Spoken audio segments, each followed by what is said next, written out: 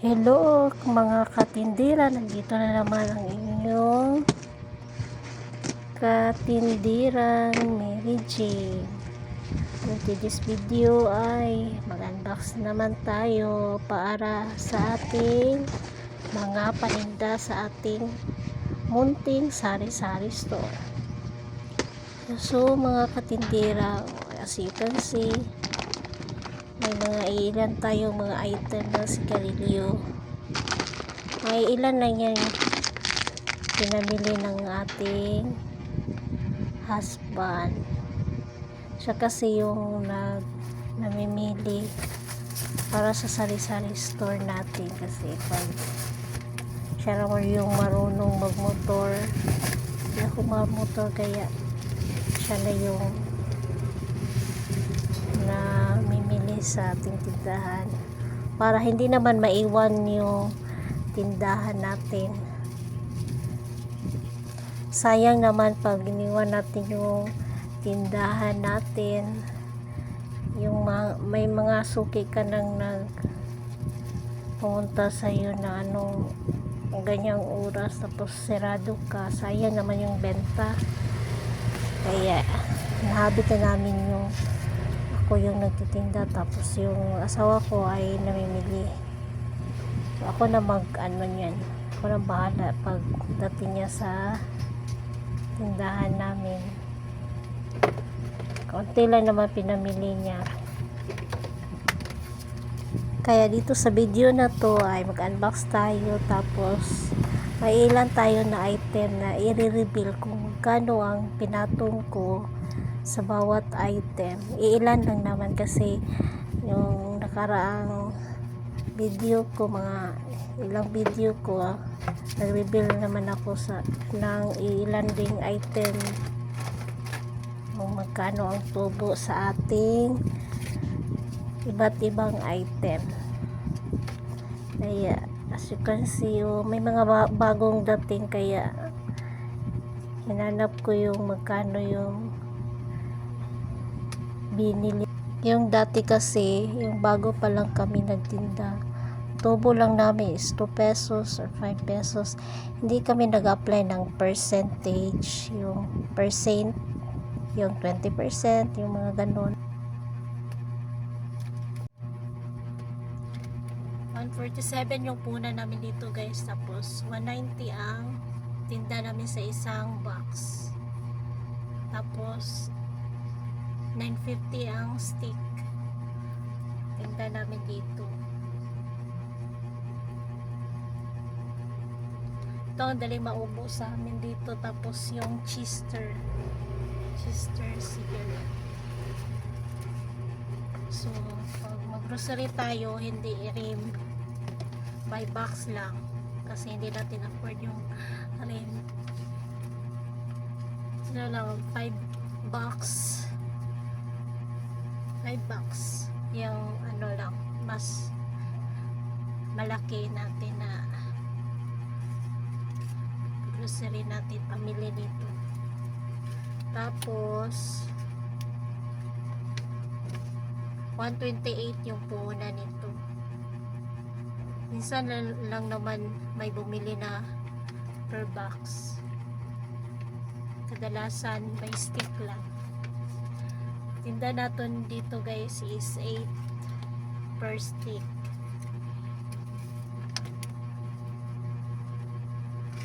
So 8 sa 20,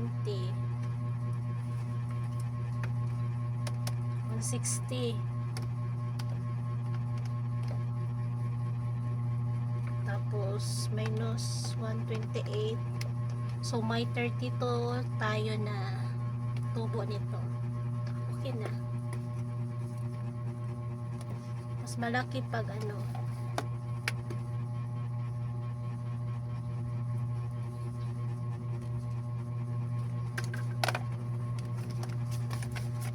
ito ang mas mura namin, 8, tapos 950. Tapos yung Winston namin is 10 per stick, 164. Tapos tinda natin nito is 190 per box. Yung Marlboro hindi wala masyadong bumibili, minsan lang. Kadalasan Chester kasi mas mura yung Chester guys. So 191, may tubo na tayo ng 190 minus 164, 26 yung tubo natin sa sa per box ng Winston. Okay, tuloy na lang tayo dito guys, mag-presyo tayo using pricing gun. Mas maganda kasi pag nilagyan natin ng presyo kasi hindi na tayo malilito, lalo na pag mag-change price tayo. Ay pag para hindi naman tayo malugi. Kasi pag nasanayan na natin yung presyo, tapos nag-mark up siya, kalimutan na natin. Kaya mabuti na rin na lagyan natin ng presyo bawat isa guys.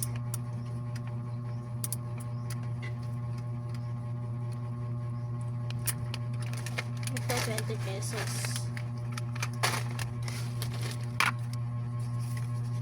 Gatos.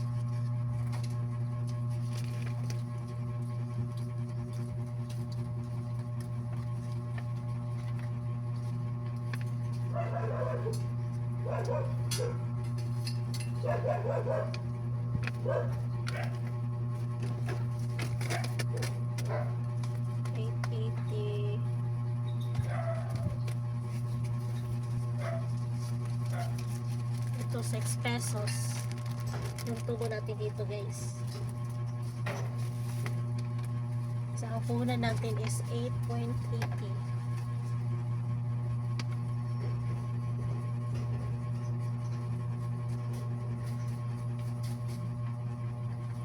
Sa piatos may ano tayo, 3.10,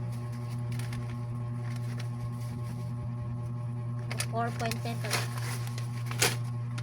yung tubo natin sa piatos.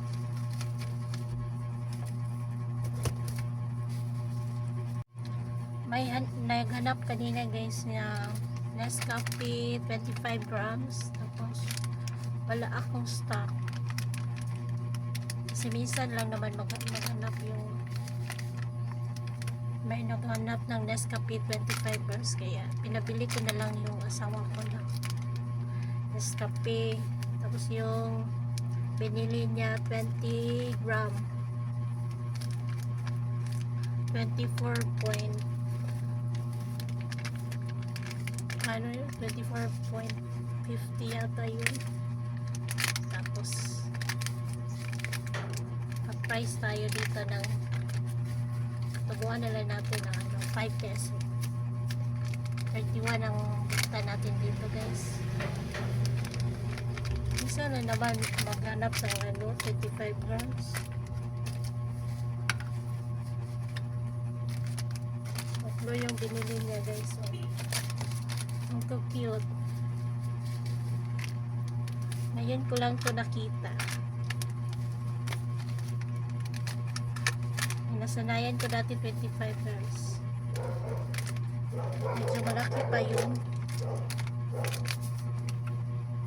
Tapos dark pa yung packing niya. Ngayon iba na yung packing. Red.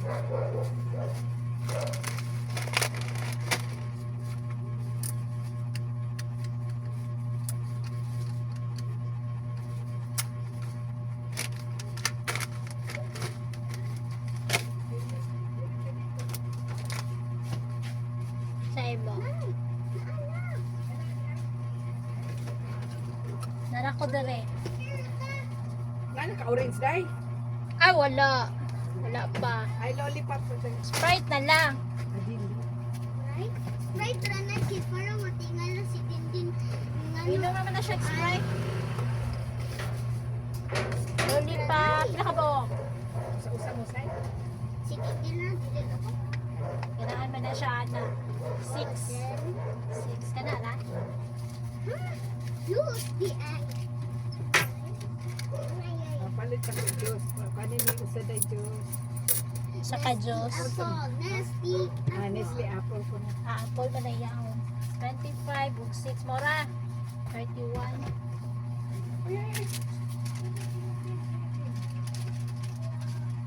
Ayo, maayo pa ba na siya diha? Mao ba na siya basta mo palit gani dere. Ayo pa na siya sige, marag puri. Naana gani ko dere maayo pa ni siya. Palingaw maputaning mata. Ah. Tulog na ibang bibi daw. Dili ko mo dili. 69. Thank you.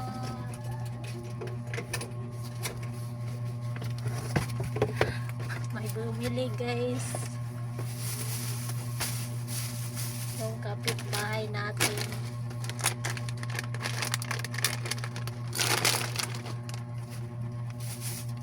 Hindi kasi highway to guys yung tindahan natin.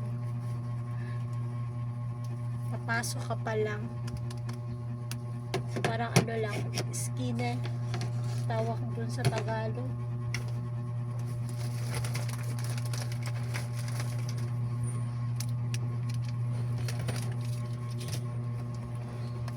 Ang pagninegosyo talaga guys is kailangan talaga ng sipag, tiyaga, diskarte.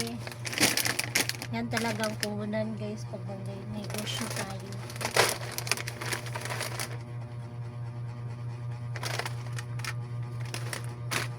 Kailangan maaga tayong gumising guys kasi pag sari-sari store kasi may maagang magkakape, gano'n. Kaya dapat maaga din tayo mag-open ng ating sari-sari store. Tapos pasensya. Kailangan talaga tayo ng pasensya. Minsan may bumibili. Tapos gusto mo matulog like 1 PM guys. Inaantok ka na. Mag-nap ka lang. Tapos may bumibili. Tapos isa lang sigarilyo. Kaya kailangan talagang mataas yung pasensya mo. Kaya kung nagsari store ka, kailangan meron ka sa mga sinasabi ko.